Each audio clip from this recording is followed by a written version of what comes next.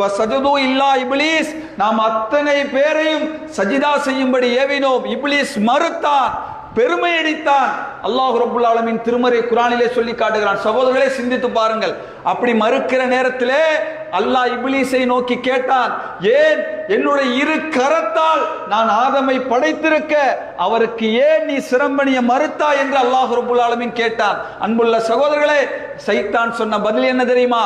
என்னை நீ நெருப்பால் படைத்தால், இதோ ஆதம் இருக்கிறாரே அவரை களிமண்ணால் படைத்தால் அவரை விட நான் சிறந்தவனாக இருக்கிறேன் என்று அவன் பெருமையடித்தான், ஆணவம் கொண்டான்.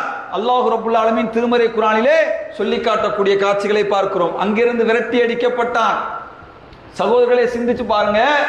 ஆதம் அலைஹிஸ்ஸலாம் அல்லாஹ்வுடைய இரு கரங்களால் படைக்கப்பட்டவர். நேரடியாக ஷைத்தான் சிரம்பணிய மறுத்த போது அந்த செய்திகளை கேட்டவர் நபி ஆதம் அலைஹிஸ்ஸலாம். இந்த இடத்திலே சிந்திச்சு பாருங்க.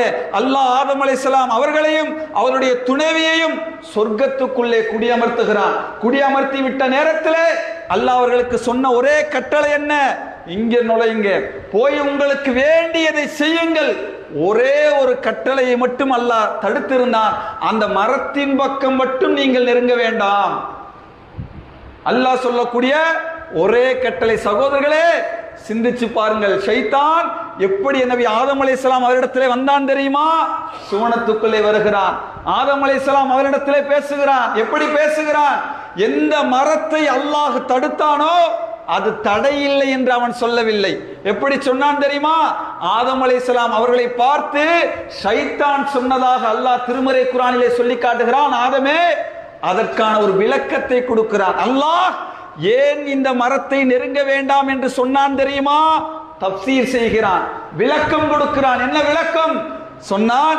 இந்த மரத்தை நீங்கள் நெருங்கினால் நீங்கள் இருவரும் மலக்குகளாக மாறிவிடுவீர்கள், அல்லது சொர்க்கத்திலே இந்த இடத்திலே நீங்கள் தங்கி விடுவீர்கள் என்று ஒரு விளக்கத்தை நபி ஆதம் அலைஹிஸ்ஸலாம் அவர்களிடத்திலே அல்லாஹ் கொடுக்கிறான். சகோதரரை, சிந்திச்சு பாருங்க.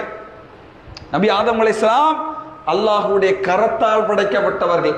இப்லீஸ் ஆதம் அலைஹிஸ்ஸலாம் அவர்களுக்கு சிரம்பணிய மறுத்தான். மோசமானவன், எதிரியானவன். அப்படிப்பட்டவன் எப்படி வந்து சொல்லுகிறான்? மரத்தின் அல்லாஹ் மரத்தை தடை செய்தான். தடை கூடாது என்று அவன் சொல்லல. அந்த மரத்தை பற்றியான ஒரு விளக்கத்தை சொல்லி, ஒரு ஆசையை சொல்லி அங்கிருந்து அவன் வெளியேறி விடுகிறான். அந்த நேரத்தில் நபி ஆதம் அலைஹிஸ்ஸலாம் அவர்கள் அந்த மரத்தின் பக்கம் நெருங்கினார்கள்.